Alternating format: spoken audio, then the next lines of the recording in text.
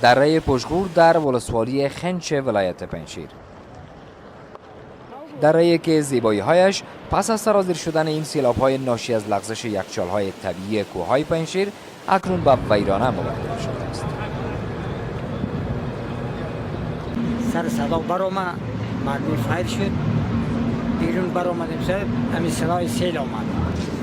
دیگه وقت پیدا نکردیم صاحب، یعنی فامیل خود کلان صاحب برداشتیم به سرک برآمد. از پشت ما این سیل آمد. تقریبا ما 10 نفر تلفات داریم. قریه‌های دیگر تا هنوز معلومات نداریم و از عوام هیچ ارتباطی نداریم.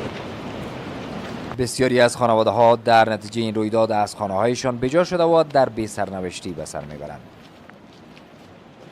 این آسیب دیدگان میگویند در این رویداد همه دار و ندارشان را از دست دادند و تا اکنون کمک‌های لازم برایشان صورت نگرفته است.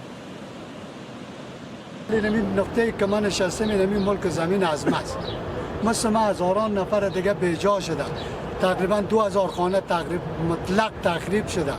دیگه این زمینای کشاورزی بود، همه باغ بود، اینیا به طور کامل تخریب شده. نمی یک موی هم که بویی که با از ما مونده شد، چیزی باقی چیزی نمونده، غیره که نمیایی که 3-4 طور از نمیایی تازه کشیدیم دیگه تا بال نه آوی، نه نانی، نه گپی، نه سخنی، چیزی به ما کسی کمک هم نه کمک کردن، نه چیزی به ما دادن.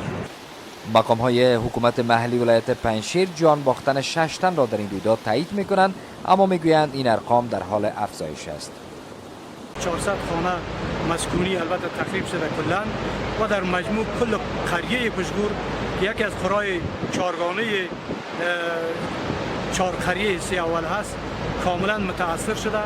تمام شبکه‌های آبرسانی، سرک‌ها، راه‌های مواصلاتی و سایر اساسیات و ضرورت‌های اولیه فعلا مردم متاثر. دور کافی مواد غیر غذایی مثل کمپل، خیمه، یه‌ها فعلا در اینجا انتقال داده شده، انبار شده.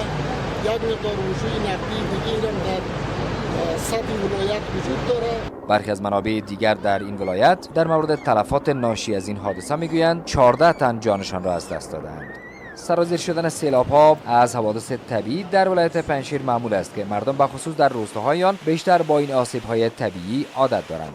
اما این رویداد ویران کننده طبیعی در ذات خود کم نظیر بوده که بدون باران، فوران شدید آب توأم با طوفان خطرات جدی را با خود در محلات وارد می‌کند.